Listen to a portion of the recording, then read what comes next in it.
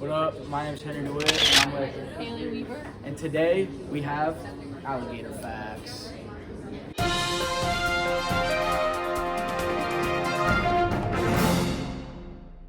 So our first fact of the day is how we compare the difference between alligators and crocodiles.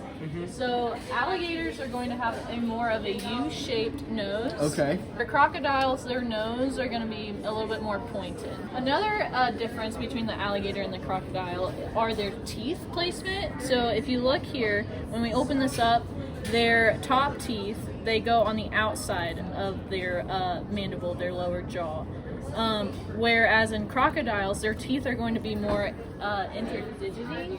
One thing that is interesting about us and mammals, we breathe in and out in the same tube. They have what's called a septate lung, and their air in the lung moves in a circle. Our gas exchange happens at the bottom of our lungs when we go, right? We breathe in, and then the air goes to the alveoli in the lungs, and then we exchange oxygen and CO2. They don't have alveoli. Instead, gas exchange happens in the parabronchi. So here's the bronchi, and it's going to go right to this lung, if you can see how that's moving. Yep. So that's the lung. The way that they breathe is they have the lung connects to the liver. This right here is the liver with this, which is called the pulmohepatic ligament. And then, right, if it's connecting that, how do they pull the lung back to suck in that air and get that suction? Well, we have another thing here called the diaphragmaticus muscle, which connects to the liver. And when the diaphragmaticus muscle contracts, you then pull the liver back, and that creates that suction in the lung and sucks it back. That happens to not be their main method of breathing. That would be the intercostal muscles still. Mostly what they use that diaphragmatic muscle for, this is amazing. This is about to blow everyone's mind. They use that diaphragmaticus muscle to change the orientation of their intestines, organs, all that business, and that changes their center of mass. And that allows them to roll up, sneak up on predators, and attack. The pulling of the liver with the diaphragmaticus muscle is the hepatic pistons, something like that. We just really want to include hepatic pistons into this video because that's awesome. A reason that they can keep their mouth open underwater and not drown is they have these two features right here.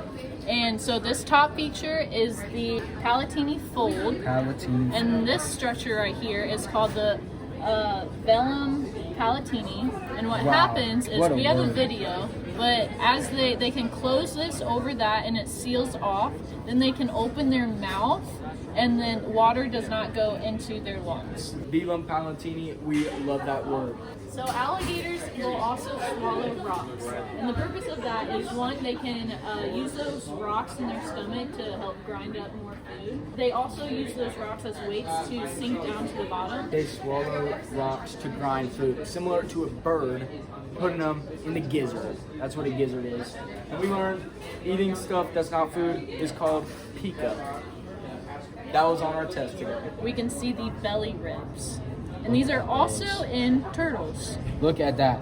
Okay, so in turtles, we have the belly ribs and the episternum come together to make the plastron, which is the bottom shell. So we know the top shell, carapace, bottom shell, plastron. This is what the belly ribs usually look like.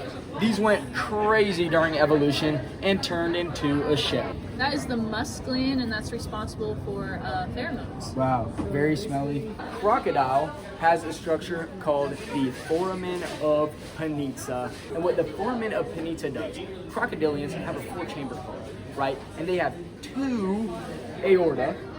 And when that heart beats, they can bypass the blood going to the lung, which gets deoxygenated, hypercapnic, and then they can use the carbon dioxide from that blood to go into the stomach to make stomach acid, to lower the pH so they can eat bones. We were hopping and bopping to the crocodile rock well. Everything we know has four limbs, right? And that's called tetrapoda.